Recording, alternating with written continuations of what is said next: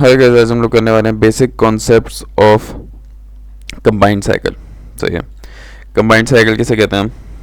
This is not the combined cycle. Combined cycle हम कहते हैं वो साइकिल जिसमें एक एक गैस टरबाइन की साइकिल चल रही हो। ये कंबाइंड साइकिल है। मुश्किल लग रही है? नहीं है, बहुत ज़्यादा आसान साइकिल है। ये this is combined cycle. Combined cycle का मतलब क्या है कि एक आपके पास गैस टरबाइन लगा हुआ और एक आपके पास स्टीम टरबाइन लगा हुआ। सही है। तो दो अलग अलग साइकिल चलती हैं। ये रैंकाइन पे चलता है, ये नॉर्मल अपनी स्टीम टेबल की साइकिल पे चलता है। तो इसको मैं दिखाता हूँ आपको, द बेसिक कॉन्सेप्ट्स अबाउट। यार कौन हॉर्न बजा रहा है यार, अजीब। ओके, स्टार्ट करते हैं। I don't know if you can see my pointer. यहाँ पर है मेरा पॉइंटर इस वक्त। तो क्या सीन है भाई? देखो, सबसे पहले गैस टरबाइन और स्टीम टरबाइन में फ़र्क है। होता क्या है कि आप फैक्ट्री में, इंडस्ट्री में एक जनरेटर लगाते हो। सही है। उस जनरेटर को आप फ्यूल से चलाओगे, कंबशन करके चलाओगे। चलाने से क्या होगा? वो इलेक्ट्रिसिटी प्रोड्यूस करेगा। मतलब क्या है? वो एक फर्स्ट करोगे, वो एक टरबाइन चलाएगा जिससे इलेक्ट्रिसिटी बन जाएगी। अब वो क्या क्या है, इस जनरेटर का एग्जॉस्ट गैसेज होंगी, गर्म एग्जॉस्ट गैसेज, और ये बहुत ज़्यादा शदीद गर्म होती हैं। 1500 डिग्री सेल्सियस तक गर्म होती हैं ये गैसेज। तो हम इसको मॉइस्चर में, एटमॉस्फेयर में वेस्ट करने के बजाय हम क्या करते हैं, इस गैस साइकिल का जो एग्जॉस्ट है हम इसको डायरेक्ट ही अपनी स्टीम साइकिल में लगा देते हैं। डायरेक्ट इसका एग्जॉस्ट हम बॉयलर के अंदर लगा देते हैं। तो इससे क्या होता है, जो हमारा यहाँ से पानी आएगा उसे हम गैस से, नेचुरल गैस से या कोल से जलाने के बजाय हम डायरेक्ट जनरेटर के एग्जॉस्ट गैस से ही चला देते हैं, जो कि टरबाइन में से बच के आ रही होती है। इससे हम बिजली बचा सकते हैं। तो इसमें आपकी जो टीएस डायग्राम बनेगी, कंबाइंड साइकिल बता रहा हूँ मैं आपको। टीएस डायग्राम है टोटल दो तरह की बनेगी। एक तो आपके पास नॉर्मल जो स्टीम टरबाइन की साइकिल है, जो कि दिखने में कुछ इस तरह की दिखती है। एक तो आप ये बना लोगे, और दूसरी आपकी बनेगी गैस टरबाइन की। गैस टरबाइन की किस तरह बनती है? गैस टरबाइन की होती है normal Rankine cycle, isentropic compression, constant pressure heat addition, isentropic expansion, constant pressure heat rejection. This is normal ideal Rankine cycle, जो कि हमें आइस में शायद थर्मो के सर ने पढ़ाई थी, सर उज़ैर ने मेरे ख्याल से। तो जब भी आपके पास आइडियल रैंकाइन साइकिल आए तो हम रैंकाइन साइकिल्स में ये वाले फार्मूला लगा सकते हैं। P2/P1 is equal to T2/T1, और यहाँ पर आई गेस K-1/K, R-1/R होता है। तो जो भी रैंकाइन साइकिल है वहाँ पर आप इस तरह के फॉर्मूले पुट कर सकते हो। ये बहुत बेसिक चीज़ है। अगर आपको कुछ समझ नहीं आ रहा, कोई मसले की बात नहीं है, आप बिल्कुल आराम से समझ लो, कोई इशू की बात नहीं है, समझ आ जाएगा। तो हम क्या करते हैं, हमारी ये दो तरह की साइकिल्स होती हैं। सही है। ये साइकिल हमने पेपर में शो करनी है, और यहाँ पर हम नंबरिंग करते हैं। इसकी मदद से हम सवाल को सॉल्व करते हैं। ठीक है। दो अलग अलग तरह की साइकिल्स बनेंगी इस कंबाइंड साइकिल के उसमें। अब आप क्या करोगे? अच्छा, इस वीडियो में मैं आपको न्यूमेरिकल नहीं कराने वाला हूँ, सिर्फ बेसिक्स बता रहा हूँ। अगली वीडियो में मैं फिर बेसिक नहीं बताऊँगा, तो आप ये वीडियो, मैं बोलूँगा कि ये वाली वीडियो देख लो। कंबाइंड में क्या करेंगे, हम गैस और स्टीम टरबाइन को प्लस कर देंगे। कैसे करेंगे? एक ही डायग्राम में बना लेंगे ताकि हमें दो दो डायग्राम ना बनानी पड़े। ये देखो, ये हमारे पास टीएस डायग्राम, ये टेम्परेचर है, ये एंट्रोपी है। They are completely different thing. Temperature अलग चीज़ है, एंट्रोपी अलग चीज़ है, इंथैल्पी अलग चीज़ है। तो नीचे आपकी बनेगी वही नॉर्मल जो आप बनाते हो अपनी बॉयलर के लिए, ये आपकी बन गई। और इसी के ऊपर, इसी के बिल्कुल ऊपर आपकी बन जाएगी normal Rankine, ideal Rankine cycle. ठीक है। अब ये क्या बताती है यार? एक चीज़ मैं आप लोगों को एडवाइस करूँगा, हमेशा के लिए एडवाइस करूँ कि यार ये सीख लो कि हो क्या रहा है इन डायग्राम्स में, ये डायग्राम बन कैसे रही है। इनको रट्टा नहीं मारो फालतू में डायग्राम्स को। डायग्राम को आपने समझना है हमेशा। This is diagram for a normal boiler. देखो, ये वाला जो रीजन है, ये वाला रीजन होता है बॉयलर का। ये जो डायग्राम्स है, मैं इस डायग्राम को वापस डिटेल में समझा रहा हूँ कि डायग्राम बनते कैसे। देखो, इस डायग्राम की जो बेसिक है ना, वो क्या होती है, ये टेम्परेचर ऊपर जा रहा है, ये इंट्रोपी है। इंट्रोपी क्या होती है? I guess the amount of energy required to break bond या फॉर्म बॉन्ड, इस तरह की कुछ चीज़ होती है एंट्रोपी। मुझे याद नहीं आ रहा क्या होता है एंट्रोपी, लेकिन एंट्रोपी इज़ हीट रिलेटेड ही है। और most of the time heat से ज़्यादा ये जो रिलेटेड है, ये है फेज़ रिलेटेड। फेज़ रिलेटेड है एंट्रोपी। इसका मतलब क्या है कि जब आपकी एंट्रोपी बढ़ेगी, फ़र्ज़ करो ये पानी है, पानी का अभी टेम्परेचर कितना है? पानी का टेम्परेचर है 98 डिग्री। फ़र्ज़ करो पानी का टेम्परेचर 98 उबलने वाला है बस। अब क्या करोगे आप, अगर इसका टेम्परेचर कांस्टेंट रखो, आप इसकी इंट्रोपी बढ़ा दो, बहुत ज़्यादा बढ़ा दो, तो आपका यही पानी इंट्रोपी बढ़ने की वजह से वेपर्स बन जाएगा छोटा छोटा, और इसका जो वेपर्स हैं, जो स्टीम है, इसका टेम्परेचर अभी तक 90 डिग्री होगा। तो आपने फ़र्क देखा, जो इंट्रोपी ये फेज़ से रिलेटेड है। टेम्परेचर आपका ज़रूरी नहीं फेज़ से, टेम्परेचर ऐसा भी है कि आपका ज़ीरो तो नहीं होगा, टेम्परेचर जैसे कि 2 हो और आपका 98 हो, लेकिन तब भी पानी आपका सिर्फ ड्रॉप की फॉर्म में ही हो, वेपर ना बन गया हो, लेकिन यहाँ पर फेज़ चेंज हो गया, तो entropy is a different thing. तो आपको सारी ये चीज़ें देखनी है। देखो आपके पास हमेशा जो ideal, this is ideal steam cycle. Steam cycle में क्या होता है, एक बॉयलर लगा हुआ होता है, ये रट्टा मार लो भाई, ये स्टीम साइकिल क्या होती है, ये मैं बता रहा हूँ क्या होता है। एक बॉयलर लगा हुआ होता है steam, this is quite basic, अगर आपको पता है तो आप स्किप कर दो मेरी वीडियो थोड़ा सा आगे। दिस इज बॉयलर, बॉयलर के बाद आपके पास लगता है टरबाइन, टरबाइन के बाद आएगा कंप्रेसर, और कंप्रेसर के साथ हमेशा लाजमी एक पंप आता है जो कि कंप्रेस्ड स्टीम को आगे लेके जाएगा। सबसे पहला पॉइंट मेरा बॉयलर है, इसको मैंने बोला ये 1 है, इसको मैंने बोला ये 2 है, इसको मैंने बोला ये 3 है, इसको मैंने बोला ये 4 है। आई डोंट थिंक यार कि मैंने जो गैस टरबाइन में ये सारी बेसिक्स बतानी चाहिए। सबसे पहले क्या होता है, बॉयलर है। बॉयलर में क्या होता है, बॉयलर से आगे गरम गरम पानी, देखो बॉयल होके यहाँ तक हीट आ गई आपकी, जो स्टीम है वो 0.1। अच्छा ये जो डायग्राम है इसका, ये वाली जो साइड है ये होती है सैचुरेटेड लिक्विड लाइन, सही है। यहाँ पर जो पानी होगा वो सैचुरेटेड लिक्विड, अगर इसको हाफ में डिवाइड करूँ ना, तो लेफ्ट साइड पे मेरा पानी है, राइट साइड पे मेरा वेपर है, सही है। तो यहाँ अगर मैं हाफ पे करूँ तो इस लाइन के ऊपर, बिल्कुल इस लाइन पे कोई भी पॉइंट मिलेगा, जैसे पॉइंट 3 है, तो इसका क्या मतलब है, ये पॉइंट लाई कर है सैचुरेटेड लिक्विड की लाइन पर। अगर कोई भी मेरा पॉइंट इस रीजन में होगा, इस वाले लेफ्ट साइड के इस रीजन में कोई भी पॉइंट होगा, यहाँ पर जैसे मेरा पॉइंट 4 है, तो मैं बोलूँगा कि ये मेरा सब कूल्ड है, सब कूल्ड है, सब कूल्ड लिक्विड, या in steam cycle we can say sub cooled steam है मेरी। और अगर मेरा कोई पॉइंट इस रीजन में लाई करता है तो ये सुपर हीटेड रीजन है, तो मेरा पॉइंट 1 सुपर हीटेड है। बॉयल होने के बाद, बॉयलर में जाने के बाद स्टीम मेरी सुपर हीट हो जाती है, ठीक हो गया। और ये जो बीच का रीजन है इसमें मिक्सचर होगा, इसमें क्या होगा, जैसे पानी है, पानी से वेपर बनेगा, तो उसके बीच में जो मिक्सचर होगा ना, जैसे 50% पानी है 50 वेपर है, वो ये बीच का हिस्सा है। ये मैंने बेसिक बता दिया आपको। अब स्टीम साइकिल में क्या होता है कि बॉयलर से फुल गर्म स्टीम निकलती है, बॉयलर में फुल गर्म पॉइंट कौन सा है, ये सुपर हीटेड। टरबाइन में जाएगी, टरबाइन में होता है आइसेंट्रोपिक एक्सपेंशन, ये याद रख लो हमेशा। आइसेंट्रोपिक मतलब कांस्टेंट एंट्रोपी। देखो पॉइंट 1 पे और पॉइंट 2 पे एंट्रोपी सेम है, ये जो एस है, एस की value left to right change हो रही है, टॉप टू बॉटम तो चेंज नहीं हो रही, बिल्कुल सेम है, यहाँ भी सेम है, यहाँ भी सेम है, तो ये क्या है, आइसेंट्रोपिक। तो मुझे पता है कि मेरी S1 बराबर होना चाहिए S2 के, सही है, मेरा S1 बराबर होगा S2 के, क्योंकि ये कांस्टेंट एंट्रोपी है, सही। उसके बाद कंप्रेसर, कंडेंसर में क्या होता है, कंडेंसर में हमेशा होता है constant pressure heat rejection. Condenser आपकी हीट को रिजेक्ट कर देगा और आपका जो वेपर है उसको वापस से पानी बना देगा। ये देखो ये वेपर लाइन है, ये वेपर लाइन से डायरेक्ट पानी की लाइन बन गई, सैचुरेटेड पानी की लाइन पर आ गया पॉइंट आपका, तो यहाँ से हीट रिजेक्ट होगी। टेम्परेचर वहीं पर है, आप गौर से देख लो, टेम्परेचर चेंज नहीं हो रहा है, लेकिन आपका हीट निकलने की वजह से आपका टेम्परेचर कम नहीं हुआ, बल्कि उसने फॉर्म चेंज कर ली। दो चीज़ें हो सकती थी, या तो हीट निकल जाए तो टेम्परेचर कम हो जाए, और अगर टेम्परेचर आपने कम नहीं करना तो आप फॉर्म चेंज कर लो, सिंपल चीज़ है। तो ये होता है कांस्टेंट प्रेशर हीट रिजेक्शन। फिर पंप में क्या होता है, पंप आपके उसको कंप्रेस करता है, तो यहाँ क्या होता है, आइसेंट्रोपिक कंप्रेशन। पंप आपका कंप्रेस करेगा स्टीम को, और कंप्रेस करके जोर से फेंकेगा, जिसकी वजह से हल्का सा टेम्परेचर राइज होता है, ये टेम्परेचर राइज हो गया, तो यह है आइसेंट्रोपिक कंप्रेशन। तो यहाँ पे मैं कह रहा हूँ कि मेरा पॉइंट S3 बराबर है S4 के। ये स्टेट्स में आपके काम आएगा स्टेट निकालने में। दूसरी बात, जहाँ भी कांस्टेंट प्रेशर आ रहा है वहाँ के प्रेशर्स बराबर हैं। जैसे बॉयलर में क्या होता है, कांस्टेंट प्रेशर हीट एडिशन, तो बॉयलर का आउटलेट का प्रेशर जो कि P1 है वो बराबर होगा बॉयलर के इनलेट का प्रेशर जो कि P4 या P5 है गैस। इसी तरह कंडेंसर में प्रेशर जो है P2 बराबर होगा हमेशा P3 के। ये हमेशा याद रखना कि नंबर इसके बराबर होगा, लेकिन हमेशा कंडेंसर का, हमेशा बॉयलर का इनलेट आउटलेट का प्रेशर सेम होगा, क्योंकि यहाँ पर constant pressure heat addition, constant pressure heat rejection हो रही है, ठीक है। ये मैंने बेसिक्स बताया। ये आपके पास आइडियल साइकिल है, ये इस तरह चल रही है।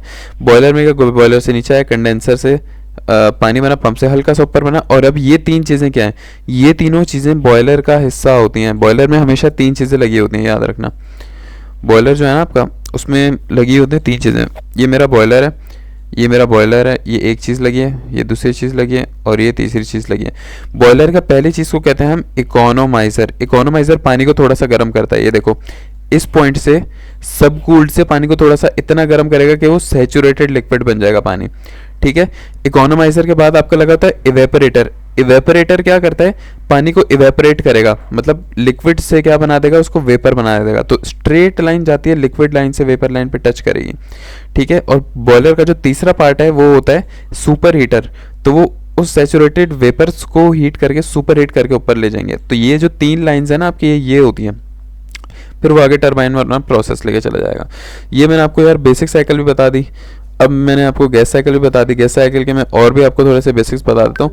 गैस साइकिल में क्या होगा कि ये मैंने वो बता दी। अब गैस साइकिल आ जाओ, आइडियल रेंगन। गैस साइकिल कैसे चलती है, सबसे पहले आपके पास लगा होता है कंप्रेसर, जो कि एयर को कंप्रेस करेगा। एयर को कंप्रेस करके वो भेजेगा कहाँ पर, कंबस्टन चैम्बर में। This is combustion chamber. Combustion chamber से कंबस्ट होने के बाद जाएगा गैस टरबाइन में, और गैस टरबाइन से वापस आइडियली वापस कंप्रेसर में। अब यहाँ पे क्या हो रहा है, देखो मैं बता रहा हूँ।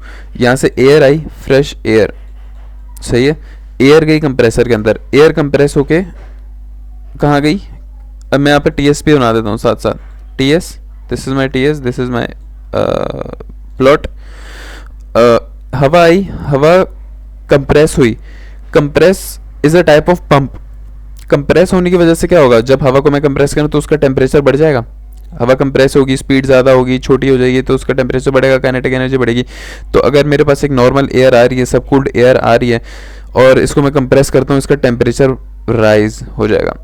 सेकंड पॉइंट क्या है, मेरा कंबस्टन चैम्बर है। कंबस्टन चैम्बर में क्या होता है, यहाँ पर मेरी ये हॉट नहीं सॉरी कंप्रेस्ड एयर आई, यहाँ से मैं इसको फ्यूल प्रोवाइड करूँगा। फ्यूल, सही है। तो ये एयर फ्यूल मिक्सचर ये दोनों मिलके बनाएंगे। तो इस पॉइंट पर मैं बनाता हूँ कंबस्टन, सही है। और कंबस्टन होगी कैसे, बहुत हाई टेम्परेचर पर कंबस्टन होगी।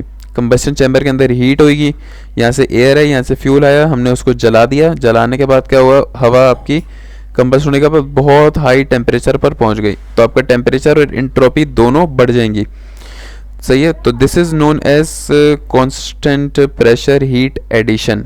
This is constant pressure heat addition. This is isentropic, this isentropic compression. फिर टरबाइन आ जाएगा, सही है। यहाँ पर आपके पास ऐड हो गई, यहाँ पर यहाँ तक आने ऐड हो गई। फिर आपके पास आता है टरबाइन। इस पॉइंट पर टरबाइन में क्या होगा, ये गर्म हवा जाएगी और टरबाइन को घुमाएगी, इसकी वजह से एनर्जी लूज करेगी, सही है। और आइसेंट्रोपिक एक्सपेंशन कर देगी। टरबाइन में हमेशा आइसेंट्रोपिक एक्सपेंशन होती है। तो this is the gas turbine, जिसकी वजह से आपके यहाँ पर बिजली जनरेट हो जाएगी जनरेटर के थ्रू। अब यहाँ पर एग्जॉस्ट गैसेज हैं, सही है। आपके यहाँ से तो एयर आ गई, ये फ्रेश एयर आई, फ्यूल आया, कंबस्ट होके वापस गर्म एयर बनी, गर्म एयर ने टरबाइन चलाया, इलेक्ट्रिसिटी प्रोड्यूस की, लेकिन एग्जॉस्ट गैसेज बच गई। अब फर्ज करो कि कंबस्ट होने के बाद 1500 डिग्री सेल्सियस इतनी गर्म हवा आई है आपके पास टरबाइन चलाने के लिए, और टरबाइन चलाने के बाद एक्सपेंड जब हुई है, तो एक्सपेंड होने के बाद टेम्परेचर ड्रॉप हुआ है। अब टरबाइन से गुजरने के बाद इसने सारी अपनी एनर्जी जनरेटर में दे दी, लेकिन कुछ एनर्जी इसकी यहाँ पे रह जाती है, जो कि है 500 डिग्री की। फर्ज करो अब 500 डिग्री को आप हवा में नहीं फेंकोगे, आप क्या करोगे, आप यहीं पर अपना हीट एक्सचेंजर मतलब कि बॉयलर लगाओगे, सही है। बॉयलर लगाने से क्या होगा, बॉयलर लगाने से ये होगा कि जो इसके अंदर पानी है ना वो गर्म हो जाएगा, और गर्म होकर स्टीम बनेगा, एंड यहाँ पे आप पूरी अपनी एक स्टीम साइकिल चला पाओगे, ठीक है। इसलिए हम लोग लगाते हैं। तो यहाँ पे क्या होगा, 500 में से समझो 450 यहाँ चला जाएगा, और 50 आपका वेस्ट हो जाएगा। तो 500 के बजाय हम 50 डिग्री वेस्ट करना हमारे लिए कोई मसला नहीं है एज़ कम्पेयर में। तो हम यहाँ से साइकिल हमारी कंप्लीट हो जाएगी, सही है। ये कौन सी साइकिल है, ये हमारा जो टरबाइन से गर्म हवा निकली है वो वापस कहाँ जा रही है, वापस जा रही है कंप्रेसर में। और बीच में मैं एक पॉइंट कहीं भी डाल देता हूँ। फर्स्ट कर मैं बोलता हूँ यार ये पॉइंट है जहाँ पर हमने हीट एक्सचेंजर को दे दिया। तो यहाँ पर मैं हीट एक्सचेंजर से मैं बनाऊँगा, तो अब मेरी बॉयलर का यहाँ पर एक डायग्राम बननी चाहिए बॉयलर की, यूँ करके, सही है। तो यहाँ पर क्यू इन हो रहा है, ये हीट एक्सचेंजर है, जो एग्जॉस्ट गैस यहाँ से निकल के आई है उसी से हम बॉयलर चला रहे हैं। वरना हम बॉयलर को कैसे चलाते हैं, वरना हम बॉयलर को हीट दे के चलाते हैं नेचुरल गैस या कोल से। ये आपके पास एक कॉन्सेप्ट आ गया, सही है। अगले कॉन्सेप्ट की बात हम करते हैं, जो कि गैस साइकिल्स का कॉन्सेप्ट है। इसके बाद न्यूमेरिकल करोगे आपको समझ आ जाएगा। देखो हमेशा गैस साइकिल के न्यूमेरिकल सॉल्व करने के कुछ स्टेप्स हैं, उन स्टेप्स को आपको ध्यान में रखना है। कितने टाइप की हो गई। देखो सबसे पहला स्टेप क्या होगा, आपको कंबाइन साइकिल दी है जिसमें गैस साइकिल भी है, स्टीम साइकिल भी है। सबसे पहला स्टेप 1 आप क्या करोगे, बिल्कुल सेपरेट कर दो और सेपरेट करके सॉल्व करो, सॉल्व गैस साइकिल। आइडियल मतलब नॉर्मल बस रैंकाइन साइकिल सॉल्व करनी और कुछ भी नहीं करना। सेकंड पार्ट आप क्या करोगे, सॉल्व स्टीम साइकिल। तमीज़ से जैसे नॉर्मल पहले करते थे, स्टेट 1 स्टेट 2 स्टेट 3, इस तरह आप अपनी स्टीम साइकिल सॉल्व करोगे बिल्कुल आसानी से। तीसरा आपका क्या है, summation of energies, energy in is equal to energy out करोगे। और चौथा जो है आपके पास वो क्या है, वो आप क्या है फॉर्मूला लगाओगे। फॉर्मूला किसका, work done, Q in Q out वगैरह वो लगा लोगे। अब यहाँ पर आपके पास क्या है कि भाई जब आप गैस साइकिल सॉल्व करोगे ना, तो आपके पास गैस साइकिल का डब्ल्यू नेट आएगा। गैस साइकिल का डब्ल्यू नेट किसके बराबर होता है, गैस साइकिल का डब्ल्यू नेट बराबर होगा work done of gas turbine minus work done of compressor. ये बिल्कुल इसी तरह है जिस तरह W net of steam cycle बराबर होता है work done of turbine minus work done of pump. हम पंप को हमेशा माइनस क्यों करते हैं, देखो हमारा जो वर्क डन है ना वो ये होता है जो हमें वर्क डन मिलता है, जो कि टरबाइन हमें इलेक्ट्रिसिटी या टरबाइन हमें वर्क डन देता है, वो हमारा वर्क डन है। और हमारा जो पंप है ना, पंप हमारा कंज्यूमर है। देखो हमारा जो पंप है ना वो एनर्जी आपसे लेकर पानी को या स्टीम को ऊपर फेंकता है। तो इसलिए जब हम टोटल नेटवर्क निकालेंगे ना डब्ल्यू नेट, उसमें हम अपना फ़ायदेमंद वाले वर्क डन में से नुकसान वाले वर्क डन को माइनस करेंगे, तो हमारे पास डब्ल्यू नेट आएगा कि ऑल ओवर हमारा वर्क डन भाई इतना हो रहा है, क्योंकि थोड़ा सा हमारा वर्क डन जो था ना वो पंप ने ले लिया था, तो हम उसको माइनस कर देते हैं, उसको हम नहीं करेंगे। इसी तरह कंप्रेसर हमारा एक बड़े पंप की तरह होता है, तो कंप्रेसर बहुत ज़्यादा वर्क डन लेता है। तो इसी तरह हम क्या करते हैं कि गैस के टरबाइन में से माइनस करेंगे हमेशा कंप्रेसर के वर्क डन को। उसके बाद अब आ जाओ इनकी टर्मिनोलॉजी में, क्यू इन। क्यू इन आपका याद रखना, गैस टरबाइन कंबाइंड साइकिल में क्यू इन सिर्फ एक जगह होता है आपका, जो कि कंबस्शन चैम्बर में है। ये जो रीजन है ना ये वाला, ये आपका क्यू इन है। क्यू इन बराबर होता है एम सी डेल्टा टी या एम डेल्टा एच के। तो M H three minus H two कर बोल सकते हो, if this point is 3 if this point is 2। सही है, ये आपने हमेशा याद रखना। क्यों, क्योंकि कंबाइंड साइकिल में जो आप हीट प्रोवाइड कर रहे हो वो सिर्फ कंबस्शन चैम्बर में दे रहे हो। आप यहाँ पर हीट एक्सचेंजर में एक्सटर्नल हीट या एक्सटर्नल एनर्जी नहीं दे रहे हो, आप जो गैस साइकिल से हीट आ रही है उसी को वापस यूज़ कर रहे हो। समझ रहे हो यहाँ पे। तो जो आपका क्यू इन हो रहा है ना यहाँ पे पूरी कंबाइन साइकिल के लिए अगर क्यू इन है, वो सिर्फ गैस टरबाइन वाली साइकिल में ही क्यू इन हो रहा है, आपकी टोटल साइकिल में क्यू इन नहीं होगा। ठीक है, ये वाला सारा सीन है कि आपका क्यू इन जो है वो सिर्फ गैस साइकिल में होगा, क्योंकि आप गैस साइकिल का ही बचा हुआ जो है हीट वही यूज़ कर रहे हो। तो जब एफिशिएंसी निकालोगे ना डब्ल्यू नेट, अच्छा कंबाइंड साइकिल के लिए डब्ल्यू नेट बराबर होगा W net of steam plus जी अरे मैं पढ़ रहा हूँ, plus W net of gas. इन दोनों को आप ऐड करोगे और डिवाइड करोगे क्यू इन से। आप यहाँ कंफ्यूज हो सकते हो कि यार क्यू इन आपने सिर्फ गैस वाले का लिया और डब्ल्यू नेट तो दोनों का लिया। भाई यही मैं बता रहा हूँ कि कंबाइंड साइकिल में डब्ल्यू नेट आपकी स्टीम साइकिल भी करेगी और वर्क डन जो है वो आपका गैस की साइकिल भी करेगी। आप दोनों को ऐड करोगे और जो क्यू इन है, टोटल क्यू इन कहाँ हो रहा है, वो सिर्फ गैस की साइकिल में क्यू इन होगा, स्टीम वाले को तो आप रीयूज़ कर रहे हो। तो इस तरह आपके पास ये फॉर्मूला बनेगा। फिर मैं आपको एक मास कंजर्वेशन बता देता हूँ। मास कंजर्वेशन हमेशा कैसे करोगे भाई, देखो मेरी बात को और सुनो। आपके पास एक गैस साइकिल है, सही है, उसका जो एग्जॉस्ट है वो आपने डायरेक्ट घुसा दिया है बॉयलर के अंदर। तो मैं कह सकता हूँ कि जितनी भी एनर्जी मेरी आउट हो रही है गैस साइकिल से, उतनी ही एनर्जी मेरी या उतनी ही हीट मेरी इन हो रही है स्टीम साइकिल में। ये आपको समझ आ गया। अब आपको पता है कि एनर्जी बराबर होती है, एनर्जी को आप W से भी डिनोट कर सकते हो और Q से भी डिनोट कर सकते हो, आपकी मर्जी है। एनर्जी बराबर हो सकती है M डेल्टा H के, एनर्जी बराबर हो सकती है MV डेल्टा P के, एनर्जी बराबर होती है MCP डेल्टा T के, किसी के भी बराबर हो सकती है। सारे इसके फॉर्मूले हैं, सारे इसके डिनोशंस हैं। ये क्यों है, क्योंकि अच्छा मास क्यों लगाओगे हमेशा, देखो कभी भी आप पहले भी सॉल्व करते हो, आप बोलते हो कि भाई पंप वर्क बराबर है किसके, V डेल्टा P के।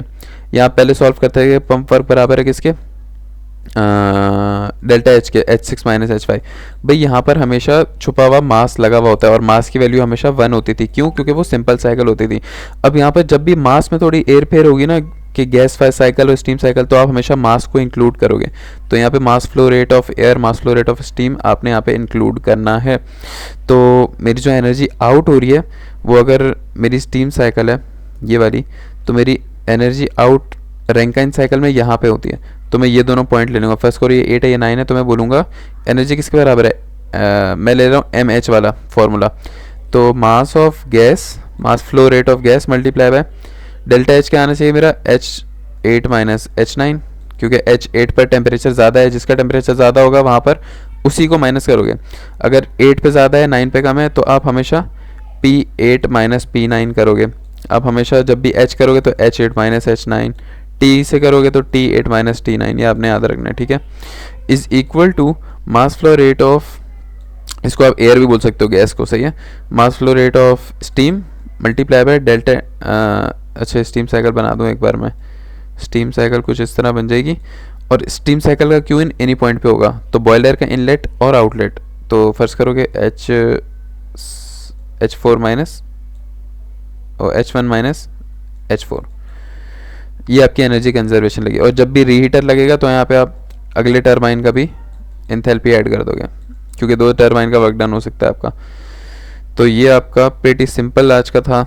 मुझे पता है कि अगर किसी ने अभी तक स्टार्ट नहीं किया तो उसको कुछ भी समझ नहीं आने वाला है, और जिसने थोड़ा बहुत आता है उसको समझ आ जाएगा। वीडियो लंबी हो गई, अगली से हम न्यूमेरिकल स्टार्ट करेंगे।